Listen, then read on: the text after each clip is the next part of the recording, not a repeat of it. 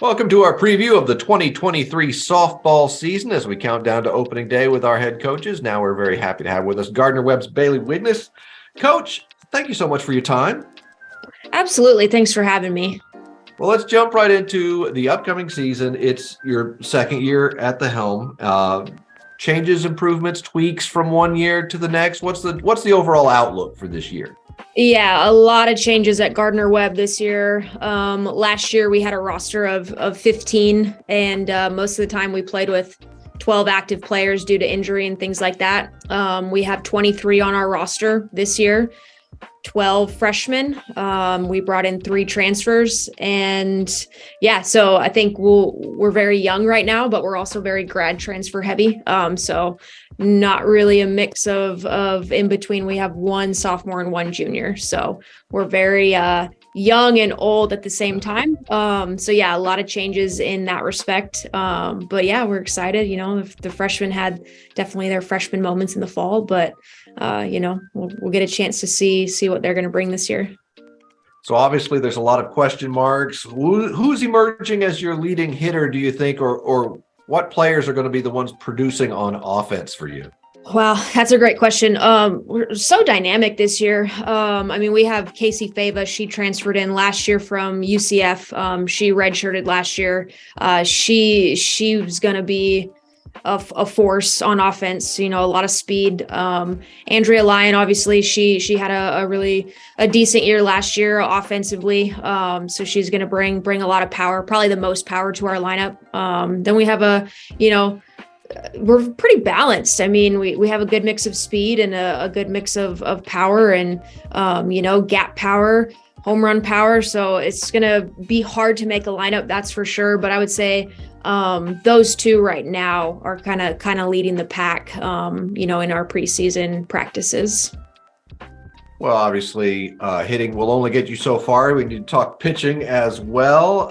Andrea Lyon, one of the top pitchers on the staff. What makes her successful, and what role is she going to have, and flesh out the staff that's going to be around her as well?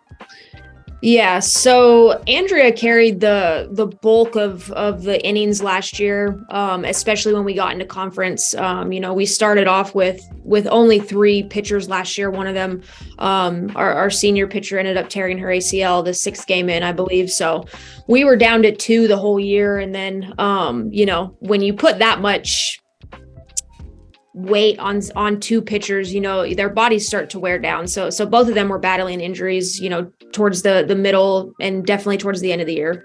So Andrea ended up throwing the majority of our innings in conference. So teams saw her at least 2, sometimes all 3 games, just because that's all we had. And so I think the best thing about Andrea is she's so mentally tough and resilient, and she just finds ways to help her team be in the game when really after, a person's 15 at bat, I mean, what else new can you throw to them? So I think that's just figuring out ways to beat people. She's very tough. So she's going to, kind of lead the way this year, I think. But we have Sydney Gilbert. She's our other returner. She's back and she's healthy. She's left-handed, kind of just brings a different look. And then we have 3 freshman pitchers that are all very different. So Allie Stidham, she's from Texas. She's going to do a lot of good stuff for us on both sides of the ball. She's a 2-way player. Clara Wyatt, little spinner down from Alabama. She's going to be fun to watch. And then another left-handed pitcher, Kaylin Kyle. So we'll kind of see. I mean, we're excited for our preseason just to kind of see what these young freshmen can do. We kind of expect and know what Andy and Sydney will bring, but we're kind of expecting the freshmen to do a lot this year for us. Well, as you've already learned, it's going to be quite a gauntlet in conference play. Always is in this league every year, but folks know what to expect there. What should we expect in non-conference play? What do you have lined up outside the league? Yeah, we are very game heavy in February and early March. We're going down to 2 tournaments this year, Southeast Louisiana. So that'll be fun. The Mardi Gras Mambo. So I think that'll be just a kind of a fun tournament for the girls and good competition down there. We'll play La Tech, and a few other teams from down south. And then we're also going to UCF. So we'll get a chance to play them, and obviously, playing, a top 16 team in the country, that's going to help us out moving forward.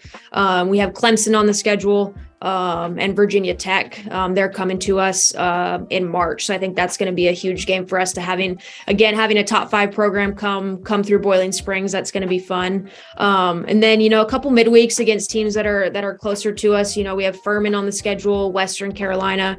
So I think it's a good mix of just getting our freshmen experience, because like I said, we have 12 of them, and I want to make sure that, we kind of find out what they're made of before we hit conference. So a good mix of being able to get them experience, and just some really tough games on the schedule that I think ultimately will prepare us for our, Big South play.